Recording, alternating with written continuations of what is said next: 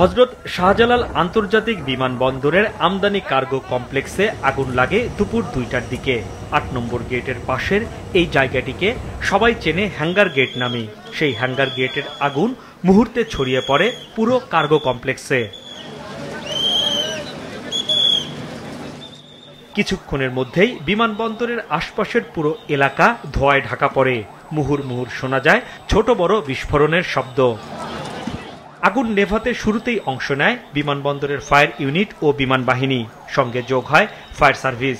সময় যত বাড়তে থাকে বাড়ে আগুনের ভয়াবহতা। একই সাথে বাড়ে আগুন নেভাতে যাওয়া ফায়ার সার্ভিসের ইউনিটের সংখ্যা। বিকেল ৫:৩০টায় তা পৌঁছায় ৩৭-এ। তাদের সাথে যোগ দেয় সেনা, নৌ, বিমান, বিজিবি, এপিবিএন সহ বিভিন্ন সংস্থার লোকজন। আগুন নেভাতে গিয়ে আহত হয় বেশ কয়েকজন। আগুনের ক্ষয়ক্ষতির মাত্রা এখনও জানা না গেলেও ব্যবসায়ীরা বলছেন কার্গো সেকশনে আমদানি করা বিপুল পরিমাণ ইন্ডাস্ট্রিয়াল কেমিক্যাল, সুতা ও কাপড় সহ বিভিন্ন ধরনের মালামাল ছিল। হযরত শাহজালাল আন্তর্জাতিক বিমানবন্দরের কার্গো ভিলেজে দুপুর ২টায় লাগা আগুন রাত ১০টা নাগাদও এভাবে দাউ দাউ করে জ্বলছে। এই আগুনের ফলে কি পরিমাণ ক্ষয়ক্ষতি হলো সেটি এখনই নিরূপণ করা সম্ভব না। কর্তৃপক্ষ হয়তো নিয়ন্ত্রণে আসার পর সেটি বলতে পারবে। তবে আমদানি রপ্তানির সাথে জড়িত এই ব্যবসায়ীরা এখানে এসেছেন এবং তাদের পণ্য এভাবে ভয়াবহভাবে পুড়ে যাওয়া বাইরে থেকে শুধু দাঁড়িয়ে দাঁড়িয়ে দেখছেন। তারা বলছেন এই ক্ষতি তারা কিভাবে পুষিয়ে নেবেন সেটি তারা বুঝতে পারছেন না। ছিল জুতা, ব্যাগ, ঘড়ি, মোবাইল, সানগ্লাস, এইসব মাল ছিল। মেডিকেল আইটেম ছিল, নপুরের অ্যাক্সেসরিজের কিছু মাল ছিল। যে পণ্যগুলো ছিল সেগুলো পুড়ে চাই।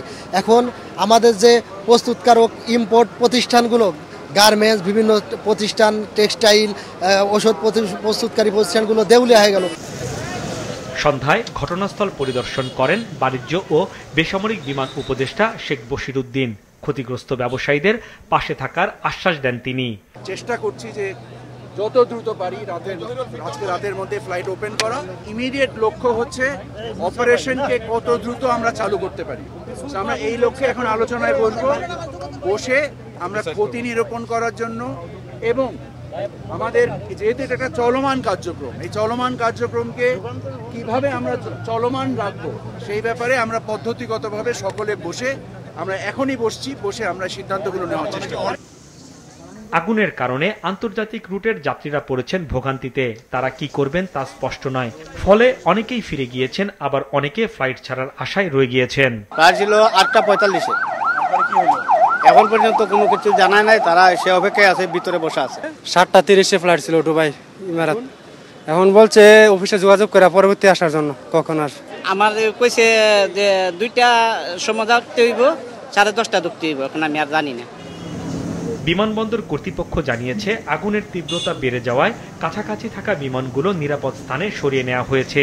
বিমানবন্দরে থাকা সব বিমান নিরাপদে রয়েছে। হাসনাইন তানভীর, মাছরাঙা সংবাদ, ঢাকা।